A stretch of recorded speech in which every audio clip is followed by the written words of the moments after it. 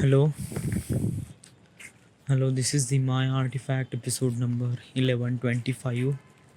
आजची तारीख आहे 9 एप्रिल 2018. आता वाजले करीब संध्याकाळचे 7 वाजले. टुडे मी आज असं फील करून राहिलो आहे की मी एक फिल्म मेकर बनलो आहे. म्हणजे not just kind of film maker who earns lots of money. No no no, मी हा विचार नाही करत. मी विचार करत राहतो एक फिल्म मेकर काय असतो. एक म्हणजे जो मी समोर कॅरेक्टर बनणार आहे, आय जस्ट तो कॅरेक्टर मी आतमध्ये रिअलाईज केलं की त्या कॅरेक्टरमध्ये किती साऱ्या क्वालिटीज आहे आणि हळूहळू त्या क्वालिटीज माझ्यामध्ये इन्क्रीज होत आहे. It does feels really good. मी हळूहळू म्युझिकला समजू शकून राहिलो आहे. फिल्ममध्ये म्युझिक वॉज खूप जास्त मॅटर करते, बहुत जास्त मॅटर. म्युझिक म्हणजे मी हे नाही म्हणत आहे की आयटम सॉन्ग वगैरे. No no no no. Music म्हणजे सिम्पल शब्द सांगण्यासाठी अशी गोष्ट आहे की बिना मिठाचं भाजी. म्हणजे एखादी अशी भाजी ज्याच्यात मीठच नाही आहे, हे तुला कशी लागेल? इतकी बकवास लागेल की बहुतच जास्त. या म्हणजे मीठ असलं तर असं काही फारसा असा खूप मोठा फरक वगैरे वाटत नाही आपल्याला. बट समजा जर मीठ नसलं तर खूप मोठा फरक वाटतो. म्हणजे भाजीतले सारे ingredient its top of the most quality. But समजा जर मीठ नाही टाकलं तर सारे इन्ग्रेडियंट फेल आहे, सारे इन्ग्रेडियंट. मग तुम्ही तुमचा पिझ्झा का असो किंवा तुमचं बेसन नसो, वॉटेवर, मीठ खूप महत्त्वाचं आहे.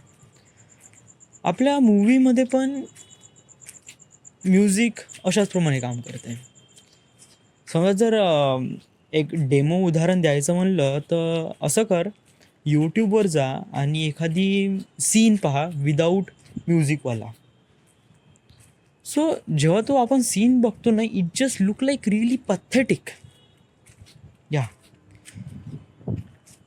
फिल्ममध्ये म्युझिक रेप्रेझेंट करतो इमोशन्सला, की इमोशन्स कसे आहे. राग, द्वेष, हॅपी, सॅड, इन्स्पिरेशनल, खूप सारे इमोशन्स आपण फिल्ममध्ये बघतो आणि ते आपल्याला एक म्युझिकद्वारे रेप्रेझेंट करतात. आणि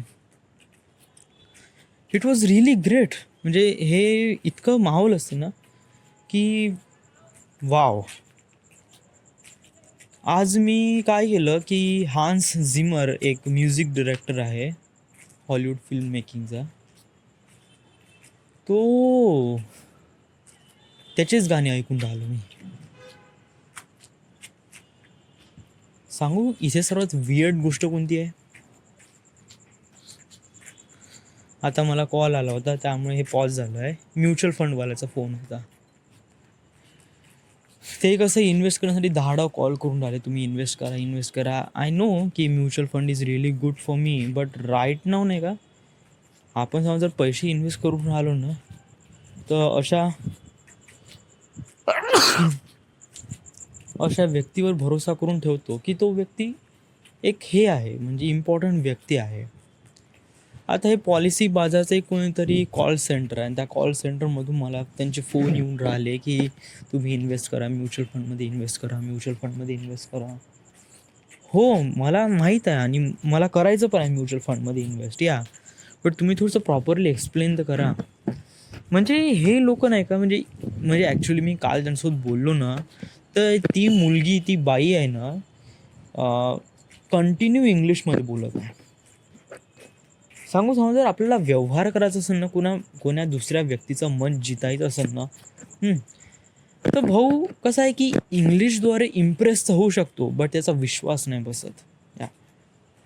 हां, म्हणजे कोणत्याही गोष्टीला तुम्ही समजा जर इंग्लिशचा लेप लावजा ना, म्हणजे जर तुम्ही प्रेझेंटेशन देत आहे आणि जर तुम्ही इंग्लिशमधून देऊन राहिले, सो सगळ्यांना इट वॉज रिअली ग्रेट.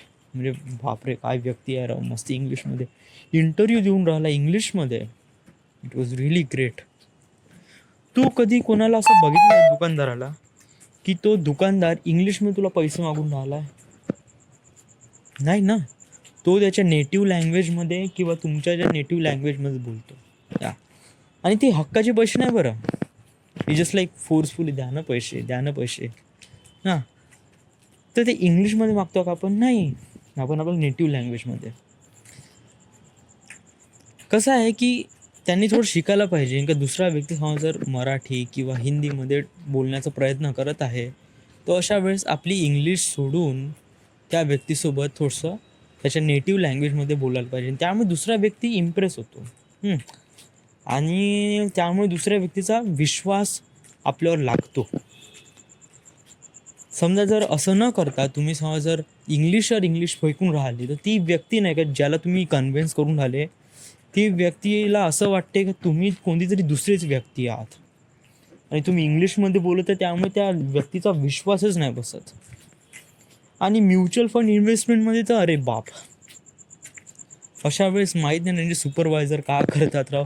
त्यांना कळायला पाहिजे की भाऊ एक पर्सन आहे, जो नॉर्मल व्यक्ती आहे, त्याला इंग्लिश वगैरे नाही कळत, थोडंसं एक नेटिव्ह लँग्वेजमध्ये बोलला. बट जाऊ दे, आपला तो प्रश्न हा आहे. इथे एक सर्वात वियर्ड गोष्ट आहे सांगू. इथे नागपूरमध्ये पाऊस आला आहे, सगळीकडे आभाळ आहे, सगळीकडे आभाळ. आणि या आभाळामध्ये चंद्रसुद्धा लपला आहे.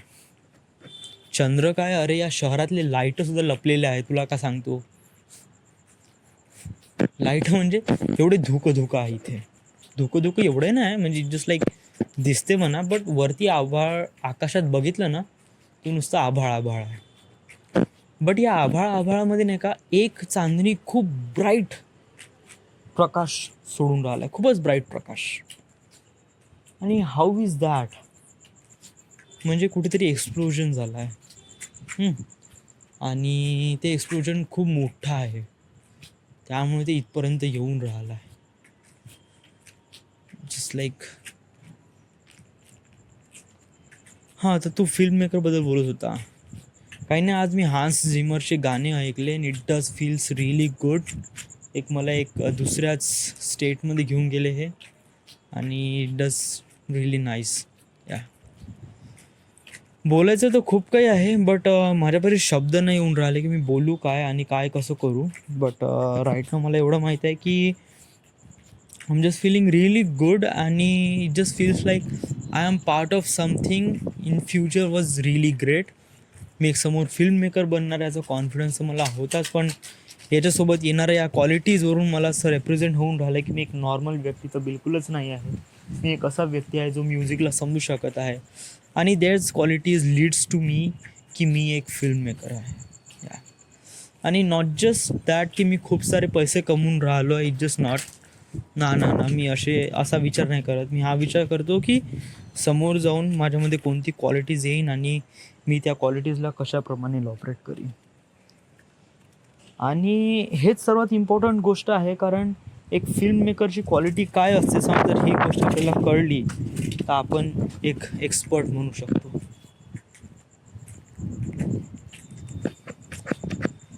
आणि अजून काय सांगायचं आहे, आणि काहीच नाही. It's like everything is good.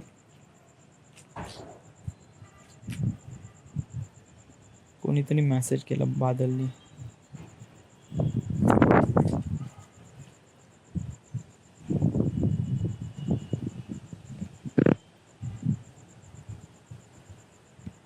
Okay, ठीक आहे, चल. मला मेसेज आला, मला थोडंसं रिप्लाय करावं लागेल बादलला. दिस देन याचा पार्ट 2 रेकॉर्ड होईनच आज. This is the my artifact episode number 1125. Right now we are at Nagpur, Maharashtra. Thank you.